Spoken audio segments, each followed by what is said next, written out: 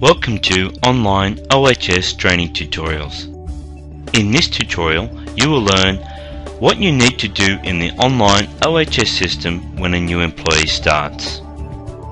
As an employer, you must ensure the health, safety and welfare of employees in the workplace. The Online OHS system has been developed to help provide a safer workplace for your employees if used correctly.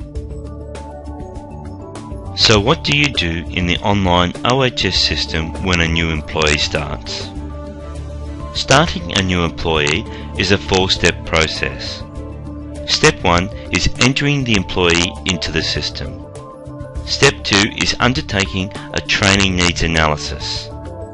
Step 3 is assigning the inductions to the employee.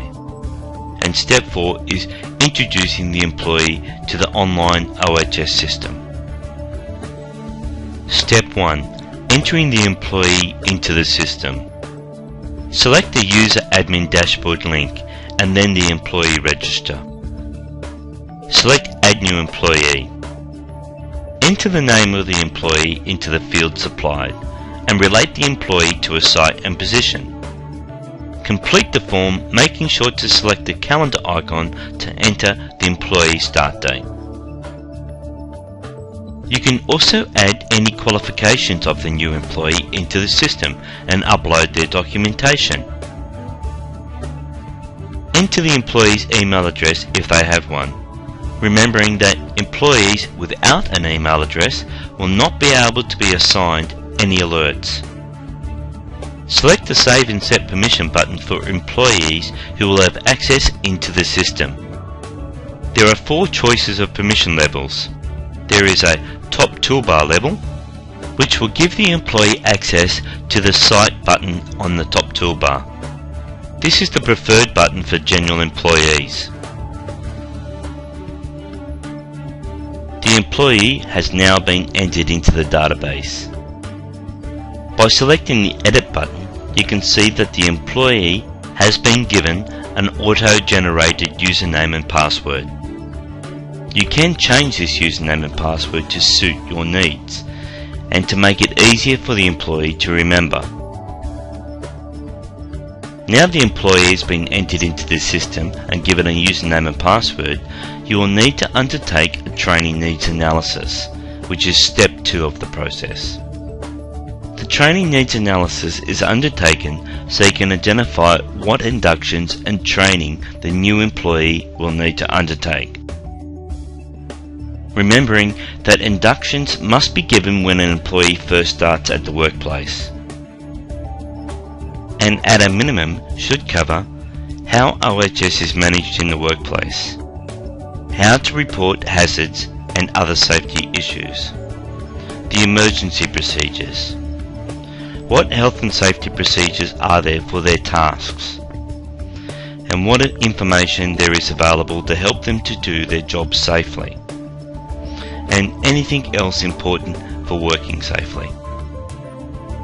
The training needs analysis will help you identify these tasks that the employee will undertake, remembering that induction should have already been built inside the system for these tasks. See the tutorial on how to use the induction module if this has not been undertaken. Again, the importance of the training needs analysis is highlighted, as you may identify in your analysis the need for certain inductions or training modules. Once completed, you can move on to the next step. Step 3 is assigning the inductions to the employee. Training and supervision are important for a safe workplace. Most safety accidents in the workplace happen as a result of employees not properly understanding your OHS policies and procedures. So how can you ensure your employees are fully aware of these company's policies and procedures? Well, the best way is to induct the employee into them. Select Manage Inductions next to the employee in question. A list of inductions that you have entered into the system via the induction icon in the User Admin section can be seen. Tick the boxes of the inductions you wish to assign to the employee which you identified during the training needs analysis process. Now you have entered the employee into the system. You have identified the inductions and trainings needed. You have assigned the identified inductions. The last step in the process is introducing the system to the employee so they know how to undertake the inductions and also how to obtain any documentation needed or to log a hazard or an accident. The Online OHS system has developed a tutorial to help you with this process. Go to the training room on the Online Compliance website and select the Employee Induction to the Online OHS system.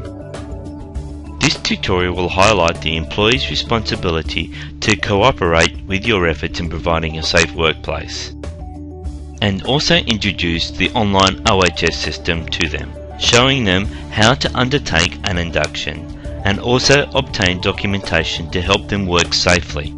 The only thing left to do is to send the username and password to the employee. You can do this at the bottom of the employee form, or if you wish, you can send it by other means. Once the employee knows their username and password, then make sure they know where to log in. So now you have completed the 4-step process of starting a new employee. Workplace safety is an ongoing issue, so make sure to re-induct the employee into any changes to policies and safe work procedures, and anything that will help provide the employee with a safe workplace. For more information, visit our website.